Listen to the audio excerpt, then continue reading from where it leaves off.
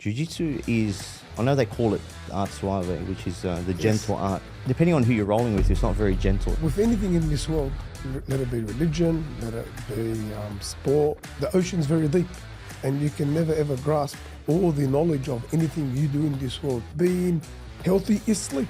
Big emphasis on sleep. Everyone would say to you, don't sleep after Fajr.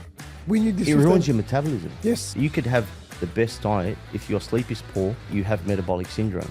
When you fast, your fasting and your suffering is for yourself. Yeah. But you fast collectively as an ummah. And the way you break your fast as well, it's encouraged to break your fast with others and to feed others. Yes, if you bring that into the curriculum of a child from when he's young, that individual sport, and you put the onus on him to take responsibility for his wins and for his losses, the kid is only gonna grow stronger in his resilience to deal with adversity in anything.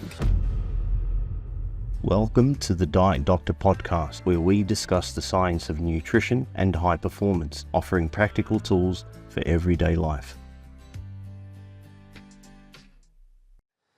Bismillah, alhamdulillah, wa salatu wa salam ala rasulillah, assalamu alaikum wa rahmatullahi wa barakatuh. Welcome back to the Diet Doctor podcast, and I have a very special guest with me, a dear friend who I love listening to. I love attending his lectures, whether those lectures are about Islam or whether they are about just life in general, and listening to him speak. And his passion for wrestling and jiu-jitsu is refreshing. He's 43 years of age. He's part of a company, a club called Sydney Wrestling Academy. Check them out. They're in Auburn. Fantastic gym. Some of the best competition athletes come out of that gym. And I want to talk to Adel today about things that are pertaining to wrestling, pertaining to jiu-jitsu, but also life in general, and about resilience. Thank you very much, Adel, for joining me today. Thanks for the introduction. I'm flattered. Allah yabarik fik. I do consider you a very close friend of mine, and we've trained together, we've studied together, and we've spoken many times together, so I consider you a dear friend. Thanks for having me on the show. Allah yabarik fik. Jazakallah khairan. Well, yeah. Now, the first thing I want to touch on is at 43 years of age, I'm 46 years of age. Yeah. But you've got a background that is not just jiu-jitsu. Jiu-jitsu is, I know they call it in Portuguese art suave, which is the gentle art. It's not, it's depending on who you're rolling with, it's not very gentle. The joints can take a bit of a beating. Gentle about it. There's not a beginner in the gym that hasn't injured me somehow. But wrestling is very full on. What have you done to be able to continue training at 43, combining both wrestling and jiu-jitsu? I'm a wrestling novice, and I've done many sessions with you, and they're an eye-opener. But merging the two and the physical toll that it takes on your body, how do you navigate that? How we know? First of all, as you started off, assalamu alaikum wa rahmatullah, and you praise the Prophet alayhi salatu, I also start with that. So, Bismillah, alhamdulillah, wa salatu wa salam ala Sayyidina Muhammad wa ala alihi wa azwajihi wa ashabihi wa man wala, amma ba'd.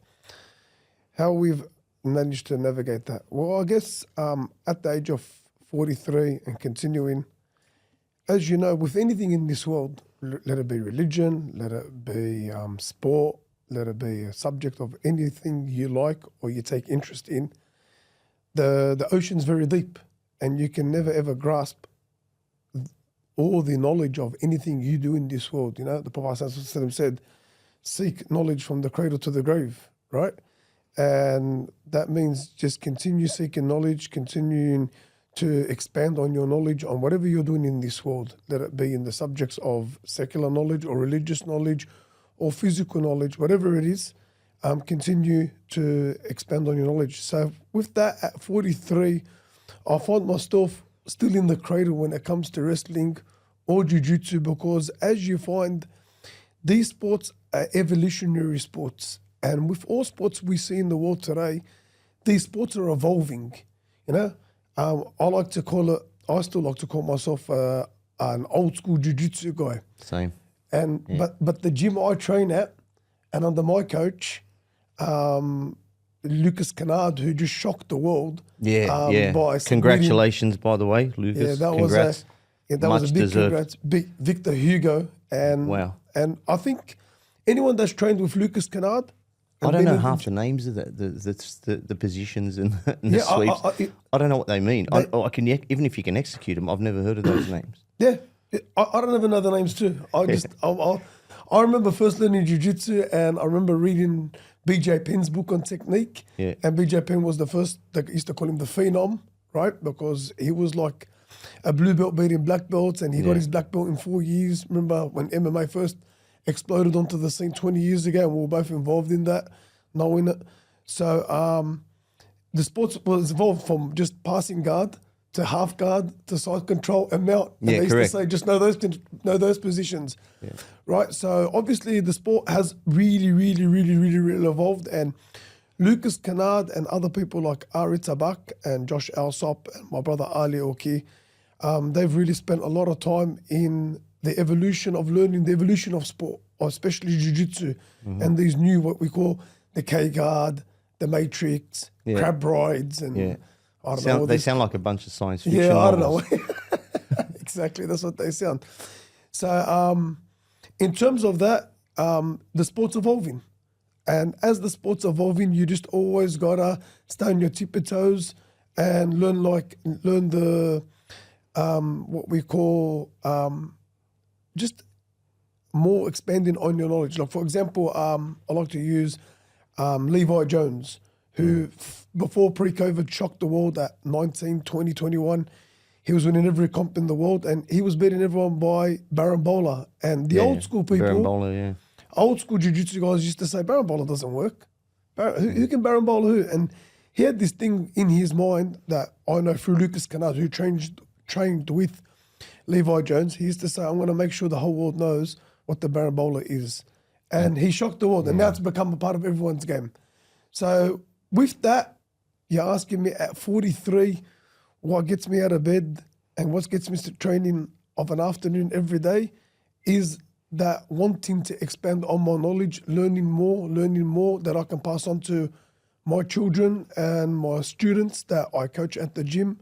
That's what gets me out of bed and gives me that excitement to wanting to learn. If you look at my my phone, all my videos are just videos of wrestling technique, wrestling videos.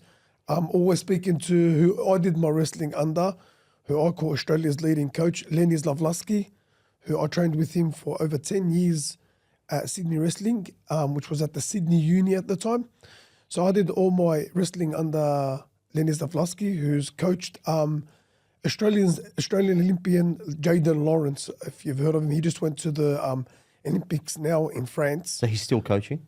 Lenny Zlavlaski, he trains. He comes to our gym twice a week to Sydney Wrestling Academy, and he does twice a week of the afternoons at Sydney Uni coaching. And he's maybe slowed down a little bit, good old Len, but you've got some different coaches coming. Even I saw once there was a Greco-Roman wrestling coach as well. The Greco-Roman is Tuchika.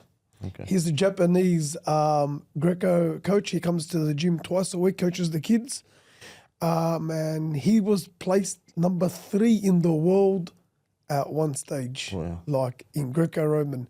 So even just going to the gym of an afternoon and just standing with Tuchika, I don't have a Greco-Roman background. I did all my wrestling under Lenny as a freestyler.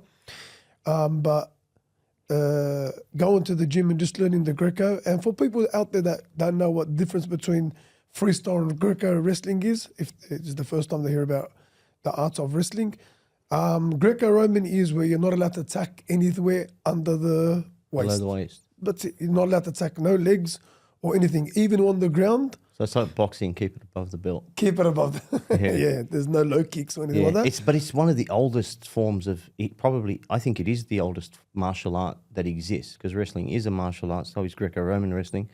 My father-in-law, Allah yarhamu, may Allah subhanahu wa ta'ala grant him Jannat al-Firdaus al-A'la, Ahmed El, he was a national champion in Lebanon in Greco-Roman wrestling. So the cauliflower ear is not something that is a modern phenomena. It's been around for a long time. Now, I once heard Khabib say that when they were asking him, what do you attribute your recovery to, or your lack of injury in the sport too. And they said, is it the contrast therapy because you do ice baths, which I love, I'm a big fan of. Is it nutrition? Is it all a combination of all these things combined? If you were to pick one, what would be the most important? And he said that it would be most definitely the afternoon nap that I have, irrespective of where I am or what I'm doing. I will sleep every day between 12 and 2 or 1 and 3 or 2 and 4. So that 2 hours is allocated to unwinding, whether it's deep sleep or not. And of late, I don't know, have you ever tried that? No, I don't, because unfortunately I work during You're the day. working during the day. Oh, okay. Inshallah, when you retire, a very successful man, Inshallah, very ya soon, maybe by 44. Maybe. You have to try it. I urge everyone who's listening to try it. I wear this ring not really to track my steps or to track my exercise. I know that I exercise enough, but sleep has always been my Achilles heel. And when I noticed that this has nothing to do with the deen. This has nothing to do with religion. This is science.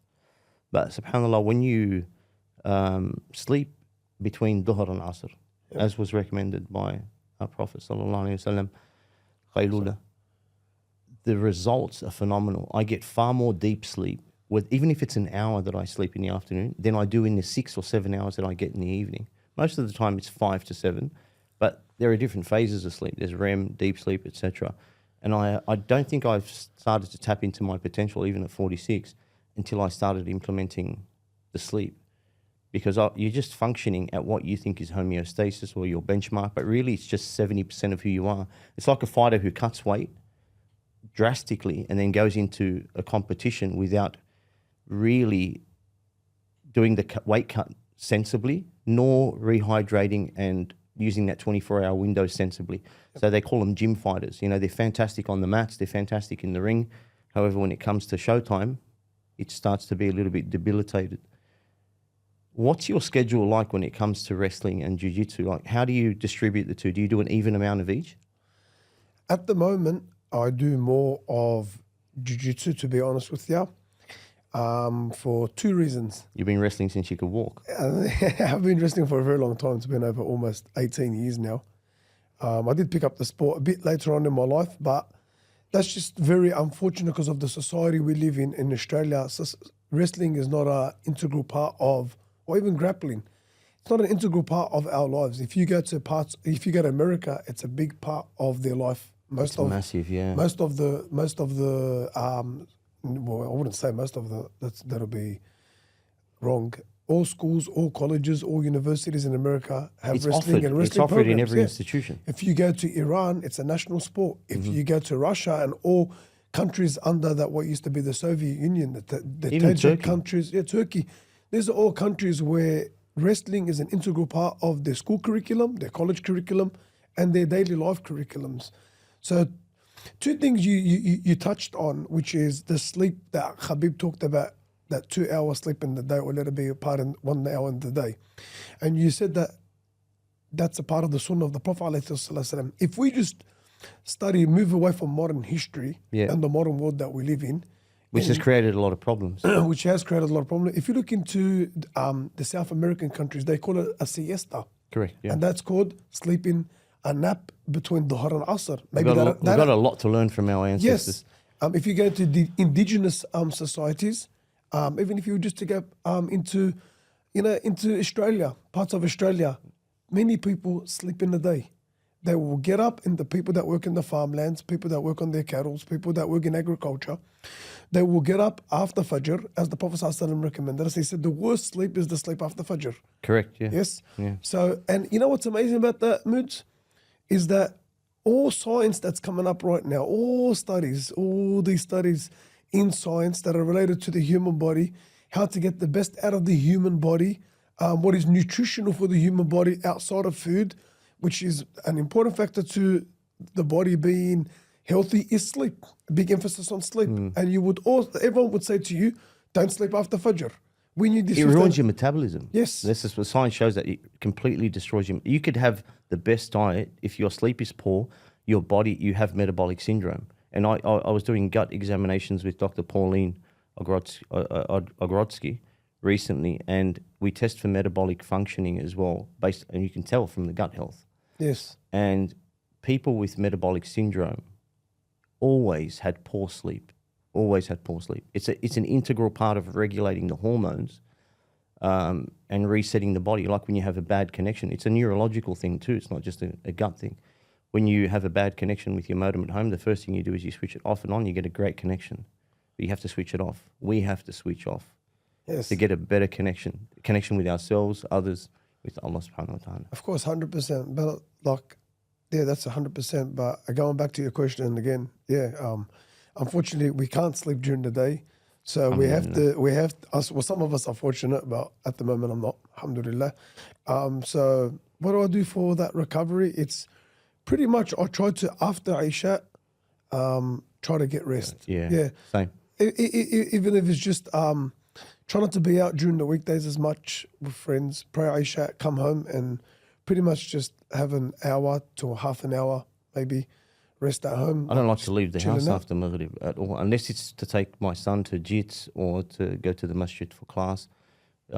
Nothing good happens after dark, to be honest with you. You need to be getting at least, when you're training really hard, 6-7 hours of sleep a night, to reset. If you're not, you might get away with it for the first day, the second day, but by Wednesday you find yourself very fatigued. Because all debts have to be paid off, and sleep becomes a debt. If you don't sleep enough, that's why sometimes you'll sleep 10 hours and you'll find that you wake up still tired. It's because you've got a debt and you haven't paid it off yet. True. And the quality of your sleep, on the flip side, if you sleep regularly and you look up, you've got good sleep hygiene, sometimes you'll sleep 6 hours and you find that will suffice. With the institutions in the US, they've been very different to the institutions here. I've had a session with some of the executives from Unity Grammar. We're working on getting nutrition into the curriculum.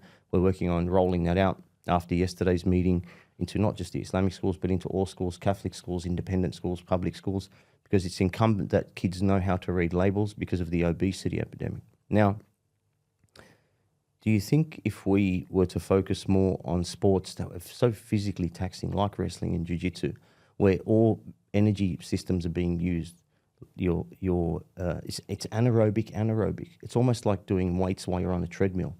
That's what it feels like. Yes. Do you think that implementing these particular sports at a grassroots level will resolve a lot of the issues that we have with kids being so unhealthy? 100%. There's one thing I want to touch on, if you don't mind, and I'll answer your question.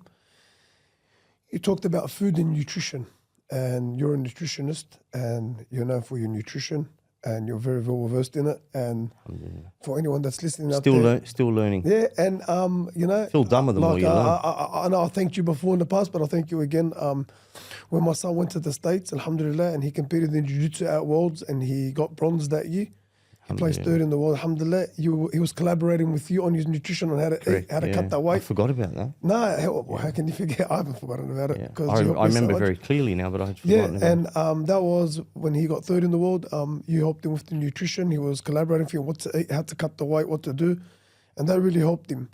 That's Jazakallah khair for that. Blue belt pretending to be a black belt, yeah? He's just so he can fight the adults. He was a kid fighting adults. He still is a kid. He hasn't even turned 18 yet, and but he was 16, pretending to be 18 to. I don't want to plug him. I don't like to plug him. Bash the grown men. I have a high standard for him, and he knows he's not going to get plugged by me until he reaches those standards. Well, you've got a shameless plug from me anyway. Allah verify. But in regards to the Islamic context of food, there's an ayah in the Quran that we know, and this is something that we should implement as Muslims. And even if you're not Muslim, I think it's something that you should implement because it's scientifically proven. When the Quran came down, Allah Azza wa Jalla subhanahu wa ta'ala says in the Quran, وَكُلُوا مِمَّا رَزَقْنَاكُمْ حَلَالًا طَيِّبًا. Now what does the word طيب mean? Doesn't mean yummy. No, it doesn't mean yummy. It means good for you. It means pure. Yeah. Because in the hadith of the Prophet ﷺ, he says, إِنَّ اللَّهَ جَمِيلٌ يُحِبُّ الْجَمَالِ طيب لا يقبل إلا طيبة. Allah subhanahu wa ta'ala is Jamil, He is beautiful. يحب الجمال. He loves beauty. He loves beauty on His servant. Yeah? He loves beauty, Allah subhanahu wa ta'ala. That's why He's created beauty. You find harmony and you find peace in beauty. You see a nice beautiful tree, you find peace in it. When the oceans calm, there's beauty in it. You wake up, people love the sunset and the sunrise because there's beauty in it. This is the creation of Allah.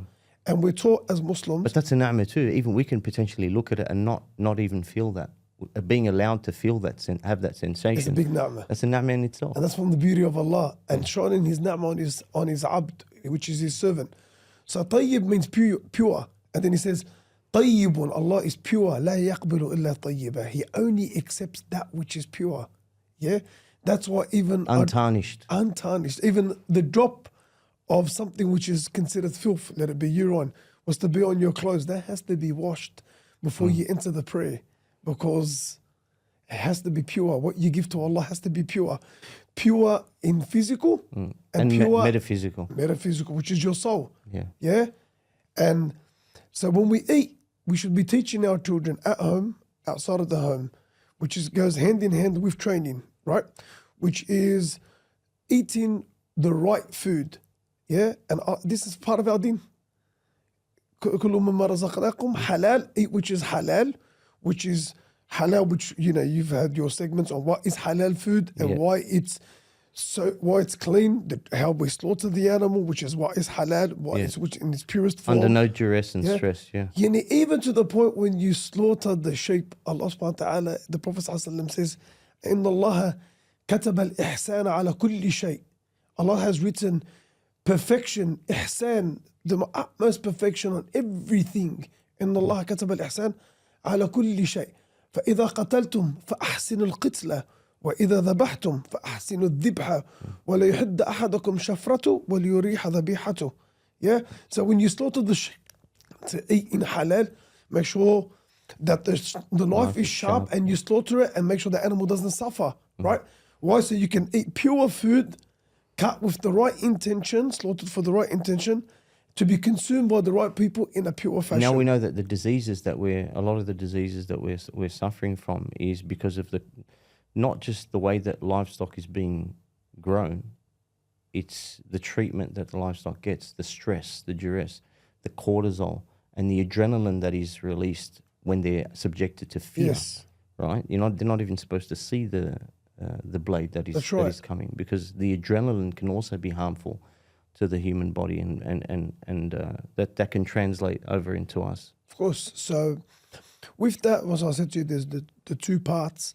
So feeding our children and us ourselves, eating nutritional, wholesome, pure, halal food, making our body absorb that. That's one. And then two, why is wrestling and jiu-jitsu, I believe, and you know what, I'll even further that, individual sports. I like to call individual sports. Why I believe it should be implemented in school curriculums, yeah. Why it should be, why parents should really emphasize on their children. Yes, play, group, collective sports, which is like, for example, soccer, football, teach them volleyball. Teamwork, yeah. That's teamwork. But you really want to get the best of an individual and the best out of your child or the best out of your student. When they can't hide in the background. Thank you very much. Yeah. You know, with football teams. I used to love playing wing because I was quick, but also because I didn't have to do much until I got the ball. Have you noticed that sometimes in team sport, well, not in sometimes, mostly in team sports, when a team loses, maybe it's the unspoken truth, but there's always that 1-2 players you can blame for the demise of the team. Yeah. He knocked on the ball in the second half, only if he didn't knock on the ball. Casting off blame onto other people. Casting off blame onto, giving other people the blame for maybe your misfortune. You can't do that with wrestling. The onus is on you. In individual sport. But let's just focus on wrestling and jiu-jitsu because that's my form of sport. And that's not to take away from people who do boxing or MMA. Because homework is involved in, there's so much that goes on behind the scenes. Because with individual sports, who are you going to blame, Moods? You get subbed. Yeah. Who are you going to blame? No one. You get taken down. Who are you going to blame? No one. You can't sprawl on the takedown. Who are you going to blame? No one. If you can't finish the takedown, who are you going to blame? No one. If you sit in closed guard the whole match and you make it a boring match and people come and say, you were boring. You're and then you're, but you know what? Or something like we sometimes struggle with, like if you're sitting there in someone's closed guard and he's holding guard the whole time, and then you come out and you say to someone, But he held guard the whole time. Well, It's learn how your to job get to out of get guard. out. Your job to get out. Get Yeah. that, but that's the sport. Yeah. No one to blame except yourself. Yeah. It's a chess match. So if you bring that into the curriculum of a child from when he's young, that individual sport, and you put the onus on him to take responsibility for his wins and for his losses, the kid is only gonna grow stronger in his resilience to deal with adversity in anything. Oh, Let it be in sport. I had Tiago here on. He said the same thing. Tiago from Legacy, and he said he had this kid who was competing, and his division was a deep division. It was a tough division, and he would never place first, but he was so resilient, and he just kept insisting and doing, trying his best. And it was years before he won gold, but when he did, that made him. Like that type of first place is very different to a first place where there's only two people in the contest. It was a very deep division, his division. And he noticed that it translated into every facet of his life as he grew older. He struggled in the beginning, but that resilience translated into a different demeanor. Even when he'd speak to his siblings in the gym, he noticed when he'd speak to his peers, his attitude, he was always quite uptight and anxious, and that خُلِقَ الْإِنسَانَ هَلُوعًا. But that all changed. I noticed that it has a ripple effect onto every facet of your life. And I'm not proud of studying jiu-jitsu before the deen, but I did study jiu-jitsu a long time before I started studying the deen. I studied jiu-jitsu from 2004 when there were no gyms here. And we went to, I remember, Sao Paulo in 2004 and jumped into competitions then. There were no gyms here to train jiu-jitsu. However, when I started studying the deen, which is probably 6 years ago, seriously, I noticed that the resilience, and because it's such a slow process, you're not going to get a black belt in 4 years like BJ Penn. Granted, he's one of the wealthiest families in Hawaii and had one of the Gracies living with him and training with him every day. So if it takes 10, 12, 15 years, 20 years to get to a black belt, it teaches you that, nothing good happens overnight. There's no such thing as overnight success. And then that translated into studies, right? We always want results yesterday. We want the best car yesterday. We want the best job yesterday. It teaches you that good things come with patience. يا أيها الذين آمنوا اصبروا وصابروا ورابطوا, and persevere. واتقوا الله لعلكم تفلحون. You have to be patient with yourself, with others, and persevere. So you can't just kick back, be patient, and do nothing. You have to be patient and persevere at the same time. So when you're studying the deen, there's nothing that makes you feel dumber than studying the deen. I once asked Sheikh Martasim, who I'm doing my ijazah of Quran with, I said, Sheikh, man, I feel like I'm getting dumber over time. He said, don't worry, Moodi, it's a good sign. If you feel like you're getting smarter when you're studying the deen, then that's your nafs getting in the way. But it's okay, because you look at, for example, the Quran. That could take me 10 years to memorize. In terms of the deen, it's a journey from the cradle to the grave. But so is jiu-jitsu. So if you come to the realization that, with patience and perseverance, the fruits of the labor will come. Can I just elaborate a bit on that? And I like to intertwine the two together. We as Muslims, alhamdulillah, as Muslims, our central focus is pleasing Allah subhanahu wa ta'ala. That's our central focus. Yeah, to please your Creator, yeah. To please the Creator, Allah subhanahu wa ta'ala. What's amazing is when we look into the Islamic paradigm of things, is we find that Islam is centered around two aspects of life. The individual and the community. Yeah. Like the neighbor, the theme of the neighbor in Islam. Everything. You can't have dinner if your neighbor hasn't had dinner. If you look at Islam, yeah. Everything is centered around the disciplining of the individual on how to live harmonious in a community. Mm-hmm. That's the foundation of Islam. Yeah, correct. Allah subhanahu wa ta'ala teaches you to discipline yourself in prayer. But then he tells you the best prayer as an individual is where? In the mosque, in congregation. Mm. Then Allah subhanahu wa ta'ala, if we just look at the 5 foundations of Islam, the 5 cores to Islam. When Jibreel alayhi salam asked the Prophet sallallahu alayhi wa sallam, tell me about Islam. He said, Islam is to make the kalima. It's an individual kalima, which you make testimony on yourself, but then it brings you into a collective realm of brotherhood. Correct, right? Yeah. So that's that. You look in prayer. You pray as an individual, but the best prayer is the one that's prayed in congregation. Congregation, yeah. When you fast, you're fasting and your suffering is for yourself. Yeah. But you fast collectively as an ummah. Yeah. Right? And the way you break your fast as well, it's You encouraged fast to break your collectively. fast with others and to feed others. Yes, and what's encouraged, the person that helps or feeds the person that's fasting, he gets the same reward as the person that was fasting. Correct, yeah. Right? The person that reminds a person about a good act, yeah, it's an individual thing, but he'll get the same reward. They say the dua of a person that's most accepted, 100% accepted by Allah, is the dua that the person makes for others. Yes. But then Allah subhanahu wa ta'ala will reward him with the same Reward, dua. yeah. Right? So if I've got somebody who's sick, for instance, and I say, may Allah subhanahu wa ta'ala grant them ease and grant them recovery and shifa. Falls back on you. Yeah, correct. You're making dua for Allah subhanahu wa ta'ala to ease the pain and suffering of your Muslim brothers all over the world. Yeah? That dua that you concentrate on doing for the ummah, which is a collective effort, right, is actually a reflection as to back to you on yourself as who you are as an individual. When you pay zakat, it's taken from the individual to give to the collective ummah, to the less fortunate in the ummah. Yeah. When you go to Hajj, what is Hajj? Hajj, Allah says to Ibrahim alayhi salam, وَأَذِّن فِي النَّاسِ يَأْتُوكَ رِجَالٌ مِنْ كُلِّ ضَامِئٍ وَيَأْتُوكَ. And the ayah continue, I don't want to misquote it in Arabic. But Allah subhanahu wa ta'ala says, call unto the people, and thou shalt come to you from all parts of the world, walking, and some on cattle, and some on horses, and some on horseback. Right? But look, what's Hajj? Hajj is the individual effort that brings a collective ummah from all parts of the world to congregate in one place.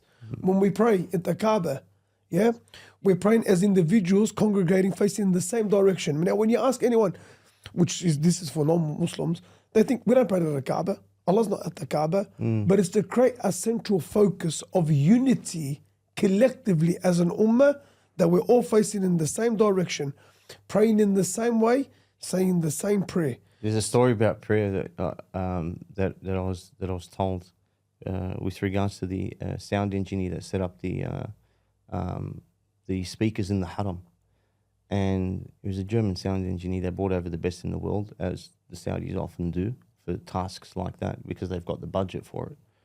And he's sitting there thinking to himself for the test run, how are these people from hundreds of different nations and tribes and who speak all these different languages, as if they're going to, line up as I see on television, there's over 1 million people, over 1 million people in straight lines, shoulder to shoulder, foot to foot, not speaking, all calm and listening to the imam. There's no way. It's chaos because he's looking around him. Everyone's talking and speaking and eating, and it's chaos. And then the adhan was done, still chaos because people are rushing to make wudu. He's like, this isn't going to happen. Then the iqamah, then the imams turned around and said, "Staw istaqim wa'tadilu." And then it was just like an ocean of silence. And he said, this has to be the truth. Has to be. Yeah, and then he became Muslim after that. But it's the issues that are overseas. I'll let you continue first before I touch on that. And just to finish on that, which is, the great saying, which is, it's better to be a warrior in a garden than a gardener in war. Yeah. Right? And this is what individual sports does, especially martial arts sports. Yeah? It disciplines the child from a young age how to be a gardener, a warrior in a garden.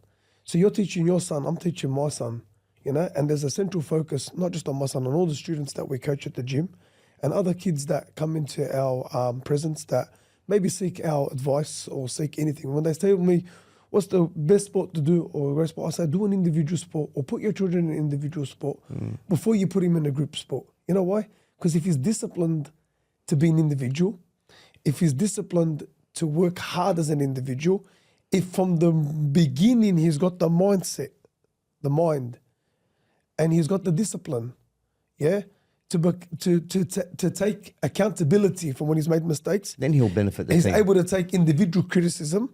Then when you put him in a team sport, I'd rather have, if I was to do a rugby league team right now and you would have given me him from scratch and you would have given me 13 kids and they've done nothing at all, they've never played footy, nothing, just, pluck them out of a white room, as they say.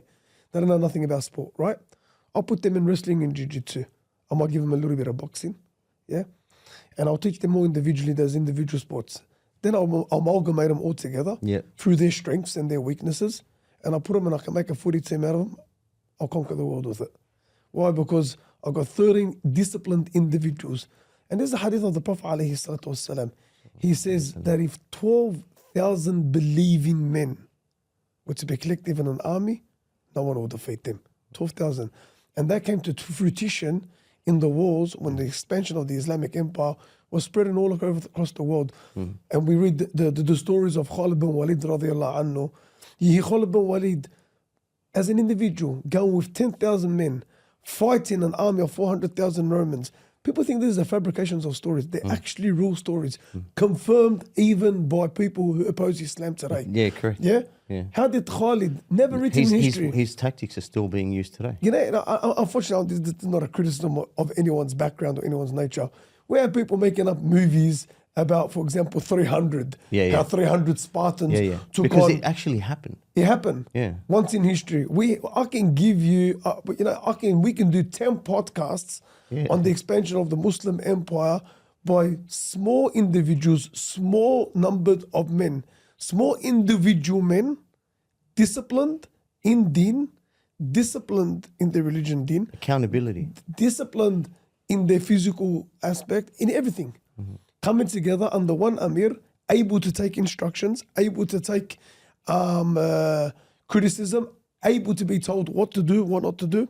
Yeah, bring them together under one Amir who can guide them. Unstoppable. And that can be also emphasized and placed in any aspect of society. In any aspect of society. In any aspect of sport. Regardless of what it is. Let it be in sport, let it be in academics, let it be in politics, I don't care what it is. Even academia, kids these days, like someone who doesn't do a sport such as jiu-jitsu or anything else that takes such a long time to even get close to what we call mastery, they stress about, like I do work in schools today, and I get kids in year 8 stressing, and my son is one of them, will stress about, okay, so I've got to finish year 12, then I'm supposed to go to uni. If I'm going to be an academic, that's 4 years or 5 years, because bachelor degrees, especially if it's science-based or maths-based, can be up to 5 years. Then there's the master's degree, which is about 3 years. Then your PhD, which is 3 to 6 years. Like, what's the point? It takes too long. Everyone wants that quick fix. So they're trying to find short courses online to try and make a quick buck and retire. There's nothing wrong with the entrepreneur mindset, but that hustle culture is very, very toxic. We have to just go back to, because it puts the individual in such a state of angst and anxiety, thinking that everything is in your hands. It's not. You're supposed to, plant that seed and do the work and let Allah subhanahu wa ta'ala take care of the rest. And when I started to really understand that a few years ago, it gets rid of all the angst, because imagine all of that stress had to be on you. The stress that we experience is enough. Just even having a mobile phone these days, this gadget here. Did you know that the stress that we experience, according to neurological studies, neuroscience studies, the stress that we used to experience pre-smartphone, in 1 year, now we experience it in a day. Wow. In 24 hours. Because as long as you've got this on, it's in flight mode now, hopefully, but as long as you've got that phone on you, you're really not switching off. People can contact you from anywhere, emails, text messages. So the amount of cortisol that we're exposed to, that the human body is experiencing now, is what we used to experience in a year, in a single day. Yeah, it's toxic. I can really elaborate on that more. I'll just give you one example, because I'm involved with the community, and sometimes I deal with mediating between people. And I'll just give you one example of, I experienced this. I'm not even going to talk about anyone's experiences. You just have you have a fallout with your wife, and 20 years ago your father would have just left the house. Yeah. And then that fight is resolved, because he'll come back to the home after work after 8-10 hours. Yeah. And No one's bothered fighting anymore because he's been through so much of the day. I can't remember what it was about, but I'm sorry. Yeah, that's it. Like, just get over it. But now it follows you everywhere. Yeah, Your wife's yeah. texting you as soon as you leave the house. She's calling you on, you're replying. Yeah. You're getting anxious, you're replying back. The fight's just getting She bigger, used bigger, two bigger, question bigger. marks. I wonder what that means. She used 2 exclamation marks. Are you yelling at me? I think I've actually said that. I said, are you yelling? Are you raising your voice in a text message? So now, because of the phones, bro, your problems follow you everywhere, bro. Yeah. It's horrible. It's a horrible thing. Going back to problems, we're experiencing a very trialing time with the calamities abroad. May Allah subhanahu wa ta'ala grant ease to the people of Palestine, the people in Lebanon, the people in Sudan, the people in Yemen, anyone around the world who's being oppressed, irrespective of their color, of their race, of their religion. May Allah subhanahu wa ta'ala grant them ease. Ameen. We, because of social media, it didn't exist. Like we're old enough to have been around with the first Iraq War in '92, and Bush Senior invaded Iraq. It was an aerial invasion. It wasn't a ground invasion. But we've been around for a few different wars that have occurred, and wars that could have spilled over into being, World War III. Now we're on the brink of something, it's horrible. No peoples, not even creatures should go through what is happening today. But the thing is, we're living through it vicariously because of, again, the phone, the same thing. And when it first, I remember very clearly, I would forget to eat for as long as 6 days. And even when I would remember, due to being nauseous or lightheaded, I'd look at food and I'm like, you start to feel guilty.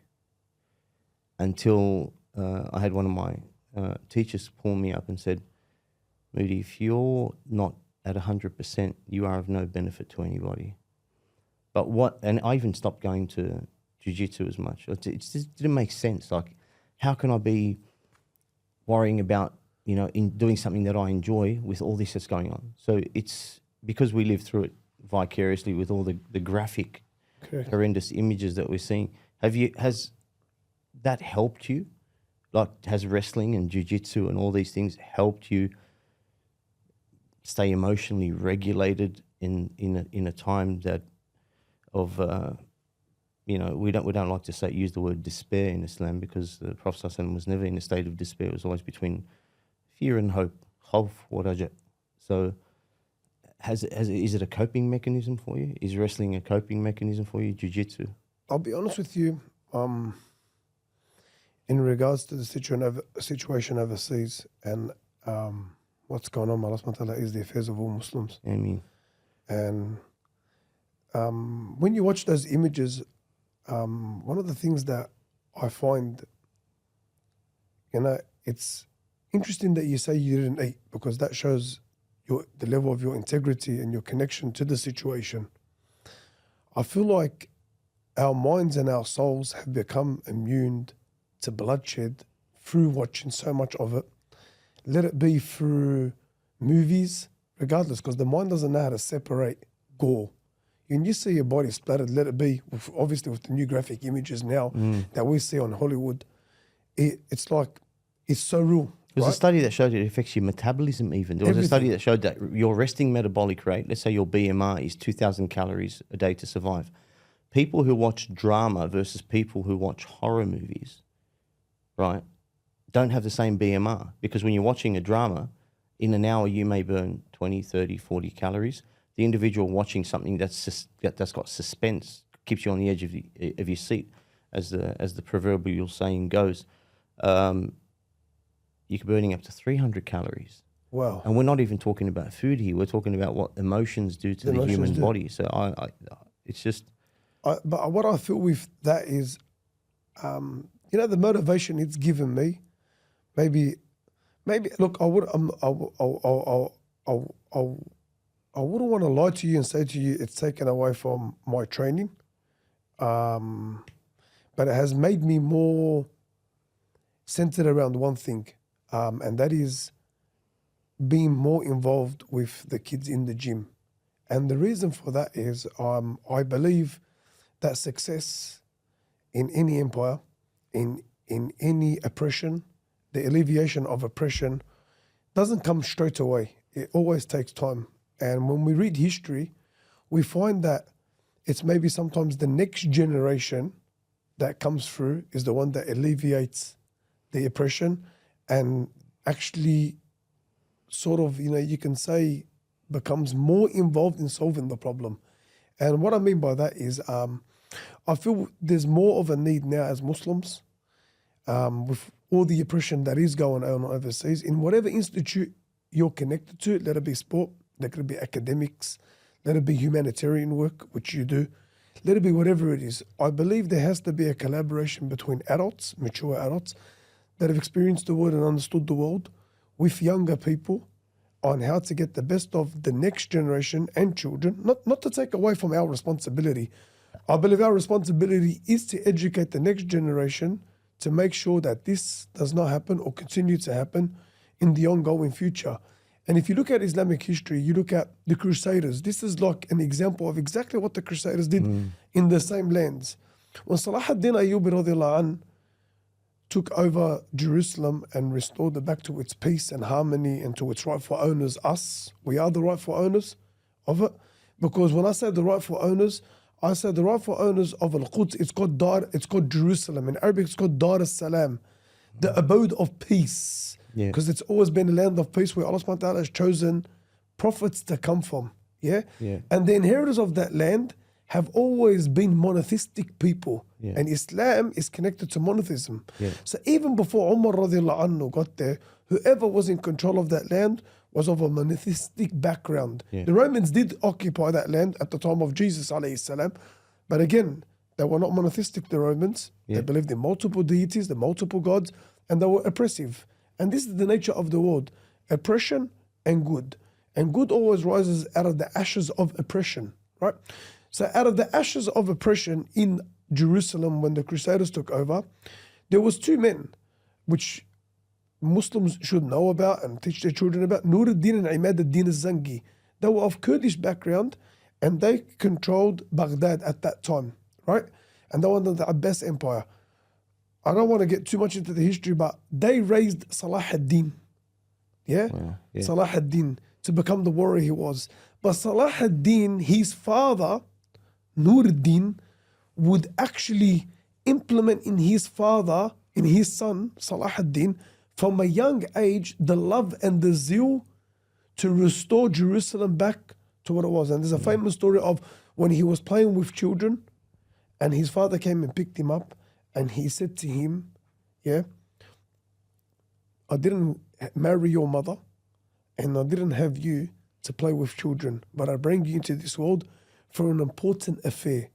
And there is Jerusalem, and that's what I bring you for. That was initiated in a child. It was instilled in him back then. From a young age. That's Matty John's favourite character in history. There you go. Shout out to Matty John. He even pronounces it correctly. He doesn't say Salahuddin, he says Salahuddin. Salahuddin. Another figure is Sultan Fatih Mehmet, the one that conquered Constantinople. His mother, as a kid, would take him where? 21 years old. Bosphorus River, when he was young. His father would be out serving the empire, and his mother would take him to the highest mountain outside the Bosphorus, where on the Bosphorus River, Constantinople, which is Istanbul now, used to have what the Romans used to have at that time, or whoever was occupying the Orthodox Church or the Orthodox people. They used to have like a chain built between the banks of the Bosphorus, and each time if an invading ship was going to come, they would lift those chains and boats would not be able to come in. They had always redone the fortress wall so it can never be penetrated and people can invade. And because it was a flourishing land, they'll be able to withstand sieges for 3-4 months because they had food and water in there and they had storage, right? But his mother would take him to the top of the mountain while his father was out contributing to the empire and to the expansion of the Islamic empire. And she would say to him, my son, the Prophet alayhi salatu wassalam said in a hadith, لَتَفْتَحُنَّ الْقَسْطَنْطَنِيَّةِ وَلَنِعْمَ الْأَمِيرُ أَمِيرُهَا وَلَنِعْمَ الْجَيْشُ ذَلِكَ الْجَيْشِ. You certainly open Constantinople. And the opening of Constantinople, what a blessed man that would open it and what a blessed army that it would be. And she says, I hope for you to be that man, oh my son. Instilled in him that vigor. The seed was planted. Thank you very much. Two great examples that live on with us today.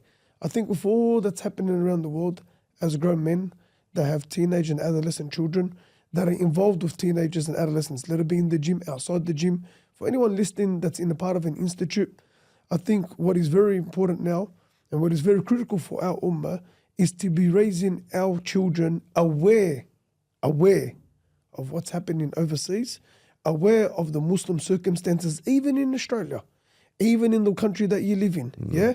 Being aware of what's going on, who's in power, and how to defeat people who oppose Islam at their own game. In Australia, we don't pick up arms. There's no need for arms. Yeah. We're not here taught to fight. We're not taught to anything. If anything, we're taught to be in a dar salam. No one's fighting us. We're given refuge here. We're allowed to eat. We're allowed to drink. We're allowed to worship. We're allowed to open place of worship. Where we have access to education, everything. We're very blessed, alhamdulillah. But to deal with the matter, let's deal with it politically and intelligently. Yeah? And collectively, like again, you discipline 20,000 Muslim individuals now that are in their teens. And in 15, 20 years, every single one of them can contribute to the Islamic environment in Australia. You're treating the cause, not the symptom now. Thank you very much. Yeah. And I think there has to be a collective awareness and a collective understanding worldwide. I can't solve the problem myself overseas, but I can contribute to the idea of changing the problem and fixing the problem. And that is by doing my effort here and by doing my effort overseas. And by overseas, obviously, which is contributing to humanitarian aid, contributing in my wealth, contributing my knowledge, even sitting on this podcast and making people aware, or even sitting on any podcast, or even in a khutbah Jum'ah and making people aware of the circumstances overseas and how to fix the problem. Salah ad-Din radiallahu anhu, I'll finish with this. When he used to pass by his soldiers in the encampment, yeah, at night, the night before they're going to face the enemy, and he would see people in prayer, and he would say, it is maybe because of these people that will be victorious tomorrow. And if he used to see people sitting down and involving themselves in other than remembrance of Allah, because he knew it was connected to one, the physical capability of being able to fight, and then what you said, the metaphysical realm, which is being connected to Allah, to a higher power. Yeah, كم من فئة قليلة غلبت فئة كبيرة بإذن الله. Yeah, with the will of Allah subhanahu wa ta'ala. A small number beats and defeats a large number with the will of Allah. And if he'd seen people wasting their time, he would approach them and he would say to them, maybe you should involve yourself in something far more better than what you are now. For maybe you will be the cause of our collective defeat tomorrow. Given everyone a responsibility. Yeah, we're all going to share in the responsibility tomorrow physically on the battlefield. Yeah. But it starts before the battlefield. And that is connecting ourselves to Allah and doing things with the right intention for Allah. Yeah, it starts with the individual. I remember that when we were we were performing Umrah, not this Ramadan that passed, but the Ramadan before. And it was before October 7 because the problems didn't start on October 7. We all know that. We all know that. But they were attacking Al-Aqsa. And when they were attacking Al-Aqsa, we had contact, and I was on the Human Appeal Leadership Tour, as I mentioned to you before we started. And we reached out to some of the Human Appeal staff that were on the ground in Gaza. They're Gazans, right? And they said, we appreciate the aid, we appreciate dua, we appreciate everything that you guys are doing. But we are the thermometer of the ummah. SubhanAllah. We are like the litmus test. We need you to focus on yourselves as individuals, because when you guys are avoiding sin and you're behaving yourselves, by Allah we feel it. And when you are not, we feel the consequences. So they put the onus back onto us as individuals, subhanAllah. How deep is that? Yeah, yeah. And you know what? It also gives you a sense of belonging. You know, that person in Al-Aqsa saying to you, the onus is back on you. It gives you that responsibility to come back and want to do something. You know, I was, you know, maybe just a bit more on your question, and maybe I'm creating my own question, but we talk about stress, we talk about anxiety, we talk about sport being an outlet for stress and anxiety. Yep. Let the stress and anxiety be based on personal issues or anything like that. I like to ask the question to myself and to others always, what is stress? And if you look at a child, when he's careless and free, when he's at a young age, they play forever. There's no stress. The only stress is when you take something away from them, right? And then that child grows. We got kids doing the HSC now. My son's doing his HSC. And he was stressed because he sees that as the most important thing in his life at the moment, right? Maybe he doesn't, but No, he does, because he's going to fill my shoes. He's a up and coming nutritionist. there you inshallah. go. Yeah, inshallah. There you go, Moodi. Plug out from the great Moodi, the Dennaoui himself. He's going to be. He's going to take over. Inshallah. But he's stressed. And I just look and I'm just smiling, like thinking, you haven't really. Your problems are minuscule they're nothing. in the bigger scheme of things. And then you look, and then if we were to really describe stress, what is stress? It's responsibility. Stress comes from responsibility. When you look at that child that I gave as an example, he's got no stress because he's got no responsibility. Yeah. But being where you are today and being where I am today, fathers, husbands, sons, friends, coaches. You're doing a podcast, you're influencing many. I give khutab. You're responsible to deliver the right content that's going to benefit people. This is responsibility, that you, in your work and in your field of knowledge, you don't give misinformation, you don't direct people or lead people astray. This is all stress. You're saying the right things. You're making sure that this podcast and everyone that you bring on this podcast is going to contribute to the better of humanity, to the better of the community, to the better of everything. So stress is related to responsibility. Why is a CEO on $500,000 a year and people think that all he's doing is sipping coffee all day and having meetings? It's because the onus is back on him. You don't want his stress. You don't want his stress. Because the stress he's dealing with, which is responsibility to make the important decisions that is going to contribute to the goal forward of that company. As a school teacher, I used to avoid promotions for that reason. It's not worth the extra dollar. Because it's responsibility. Yeah, it's heavy. So stress is related to responsibility. Have one child and have 10 children, the stress is different. So stress is related to responsibility. More responsibility, the more stress. More responsibility, more bills. More kids, more mouths to feed. Bigger house to pay. Bigger car to have. More fuel. More drop-offs. You're coaching one kid, you're doing a PT, it's so easy. Coach 20 kids, it's stress. Yeah, it's difficult. So this is all compounded in stress is related to responsibility. Okay? So how do we relieve, or how do I relieve stress or how does sport relate to relieving stress? Sport is that 1 hour in the day you gift yourself to be able to leave behind everything that you focus on for almost 23 hours of the day. I was listening to a podcast the other day. I have trouble sleeping, man. I wake up 10 times a night. I'm sure you do too. And they say that when you go to sleep, your subconscious mind comes to play. The things that keep you up at night is really what is lurking in the back here. But you can avoid it during the day because of your stresses, right? Because you're so busy to get to this meeting. Distractions. Thank you, right word. And when you sit down at night and you're laying there and there's no distractions, they all come to the surface. They come to the surface and they keep you up, right? They peek through the curtains and say g'day, mate. They don't just peek, they knock and they open the window and jump in. So how do we alleviate stress? How do we get rid of stress? How do we deal with it? Well, I tell people, gift as an adult, gift yourself, let it be male or female, that 1 hour in the day where you can put all that stress aside. You can stop being a husband for an hour. You can stop being a wife for an hour. You can stop being a mother. You can stop being a father. You can stop being a boss. You can stop being whatever you want. That's what I do. Just train. Like I'm the gym clown. Everyone knows it. And I've built a relationship with everyone. Even the 16-year-old talks to me like as if I'm his friend. And I'm fine with that because if you give it, you got to be able to take it, right? Yeah. And I give it. I don't care. I give it. Because to me, that 1 hour, I just want to go and forget all my thing. I just want to forget my responsibilities, you know? I know it has a ripple effect on the rest of the day. Like sometimes I don't want to go to the gym in the morning or I don't want to train. But I know I'm not thinking about the consequences from an aesthetic perspective. I'm going to gain body fat. No, at my age, I'm thinking if I don't get that workout done, I'm going to be so unproductive for the remainder of the day. Adel's probably one of the best to listen to when it comes to history, Islamic history, and just history in general, I think. I love listening to, and I forget how much knowledge you have when it comes to history. People that understand history have a better understanding of grasping the present. And I thank you very much for that, Adel. I love listening to you.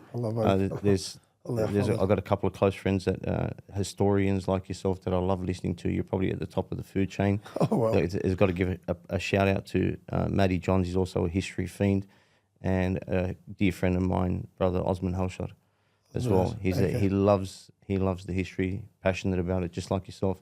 Jazakallah khairan. It was amazing to have you on and to listen. Inshallah, to be one of many. Thank you very much for listening, guys. I hope you took something from this conversation and all the beneficial knowledge that Brother Adel here has shared with us today.